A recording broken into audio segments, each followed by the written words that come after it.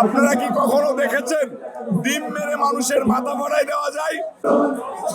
দেখেন, এটাকে যদি আপনারা বড় সমাবেশ বলেন তাহলে আমরা বলবো যে আপনারা সমাবেশ কম দেখেন।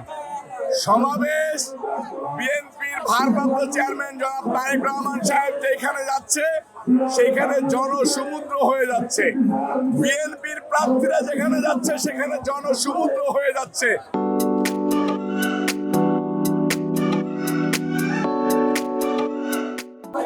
মির্জা আব্বাস ঢাকা ৮ আসনের ক্যান্ডিডেট, উনি বলেছে আমি একটা মিছিল করব। উনি এখনো স্পটে আসে নাই, কিন্তু হাজার হাজার লোকের লোকারণ্য হয়ে গিয়েছে।